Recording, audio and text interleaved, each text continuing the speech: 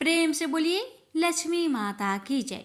प्यारे भक्तों, आज आप सभी श्रवण करेंगे मार्गशीर्ष मास के शुक्ला पक्ष की पंचमी की व्रत कथा।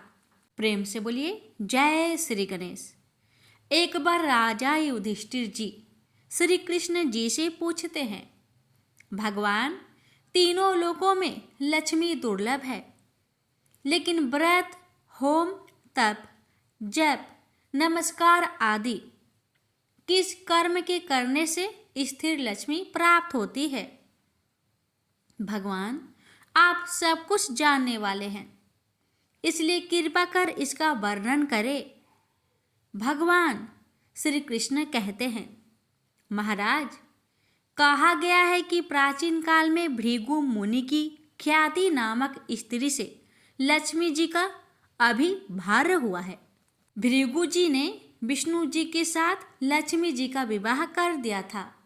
लक्ष्मी जी भी संसार के पति विष्णु जी को अपने वर रूप में पाकर अपने को कृतार्थ समझने लगी। इसके बाद वह अपने कृपा कटाक्ष से संपूर्ण जगत को आनंदित करने लगी। अब लक्ष्मी जी के प्रभाव से ही प्रजा में क्षेम व सुभिक्ष होने लगा। सभी उपद्रव शांत हो गए। ब्राह्मण हवन करने लगे। देवगण अवश्य भोजन प्राप्त करने लगे। राजा प्रसन्नता पूर्वक चारों वर्णों की रक्षा करने लगे। अब देवताओं को अति आनंद में निमग्न देखकर विरोचन जैसे दैत्यगण लक्ष्मी की प्राप्ति के लिए तपस्या तथा यज्ञ आदि करने लगे। वह सदाचारी व धार्मिक हो गए और फिर दैत्यों के पराक्रम से सारा संसार आक्रांत हो गया। कुछ समय बाद देवताओं को लक्ष्मी का मद हो गया। अब वह शौच, पवित्रता, सत्यता और सभी उत्तम आचार भूलने लगे। देवताओं को सत्य, शील तथा पवित्रता से रहित देखकर लक्ष्मी जी दैत्यों के पास चली गई और देवगण श्री विहनी हो गए। दैत्य भी लक्ष्मी जी को पाने पर बहुत गर्व से भर गए और वह कहने लगे, मैं ही देवता हूँ, मैं ही यज्ञ हूँ, मैं ही ब्राह्मण हूँ, संपूर्ण जगत मेरा ही स्वरूप है। ब्रह्मा, विष्णु, इंद्र आदि सब मैं ही हूँ। इस तरह से दैत्य अहंकार से युक्त होकर अनेकों प्रकार से अनर्थ करने लगे। अब अहंकार से मति भ्रष्ट दैत्यों की भी यह दशा देख लक्ष्मी जी व्याकुल होकर क्षीर सागर में चली गई। क्षीर सागर में लक्ष्मी जी के प्रवेश करने से तीनों लोग श्री विहीन होने से निस्तेज से हो गए। अब देवराज इंद्र ने अपने गुरु बृहस्पति जी से पूछा, महाराज, कोई ऐसा व्रत या अनुष्ठान बताइए जिसके करने से पुनः स्थिर लक्ष्मी जी की प्राप्ति हो जाए। इंद्रराज की बात सुनकर बृहस्पति जी कहते हैं, देवेंद्र, मैं आपको अत्यंत गोपनीय श्री पंचमी व्रत का विधान बतलाता हूँ, जिसे करने से आपका अभीष्ट सिद्ध होगा। ऐसा कहकर देवगुरु बृहस्पति ने देवराज इंद्र को श्री पंचमी व्रत करने की सारी विधि बतलाई। बृहस्पति जी के कहे अनुसार इंद्र ने इस व्रत का विधिवत आचरण किया। देवराज इंद्र को यह व्रत करते हुए देख विष्णु आदि सभी देवता, दैत्य, दानव, गंधर्व, यक्ष, राक्षस, सिद्ध, विद्याधर, नाग, ब्राह्मण, ऋषिगण तथा राजागण सभी यह व्रत करने लगे। कुछ काल तक यह व्रत करने पर उत्तम बल और तेज पाकर सभी ने विचार किया कि समुद्र मंथन को मत कर लक्ष्मी और अमृत को ग्रहण करना चाहिए। इस विचार के आने पर देवता तथा असुर मंदर पर्वत को मथाने, दही मथने वाली और वासुकी नाग को रस्सी बनाकर समुद्र मंथन करने लगते हैं। मंथन करने पर सबसे पहले शीतल किरणों वाले उज्जवल चंद्रमा प्रकट होते हैं। उसके बाद देवी लक्ष्मी प्रकट होती है। लक्ष्मी जी की कृपा कटाक्ष को पाकर भी देवता और दैत्य परम आनंदित होते हैं।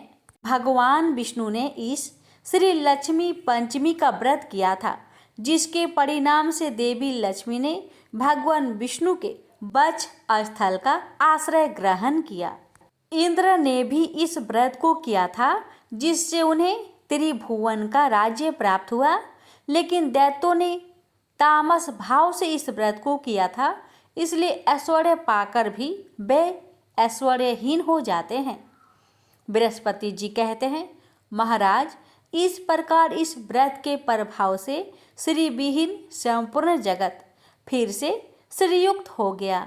महाराज युधिष्ठिर की सारी कहानी जानने के बाद कहते हैं, युद्धोत्तम, यह श्री पंचमी व्रत किस विधि से किया जाता है, इसे कब आरंभ किया जाता है और कब इसका पारायण होता है, कृपया आप सब विस्तार से बतलाएं।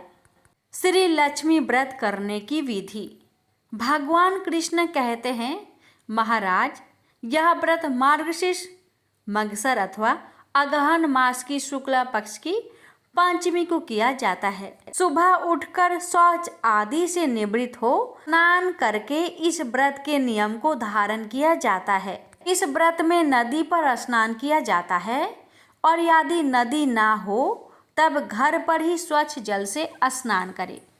2 वस्त्र धारण कर देवता व पितरों का पूजन तर्पण कर लक्ष्मी जी का पूजन करें।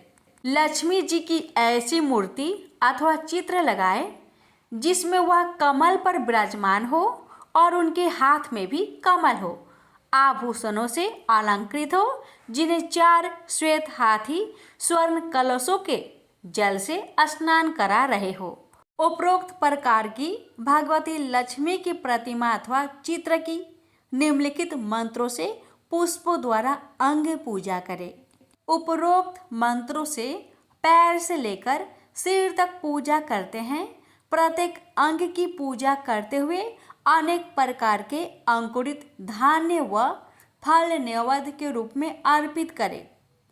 इसके बाद पुष्प व कुमकुम आदि सुवासिनी स्त्रियों का पूजन कर उन्हें मधुर भोजन कराएं, फिर उन्हें प्रणाम कराकर विदा करें। 1 सेर भर चावल व घी से भरा बर्तन ब्राह्मण को देकर श्री सह संप्रियताम कहकर प्रार्थना करें। इस प्रकार से पूजन करने के बाद मौन रहकर स्वयं भोजन करें।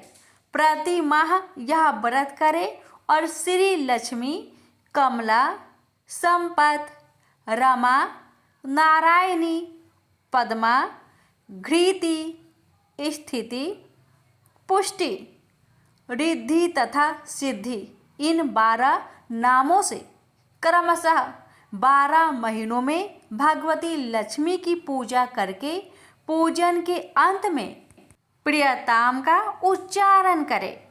12वें महीने की पंचमी को व्रत का मंडप बनाकर गंध व पुष्पों से उसे अलंकृत करें।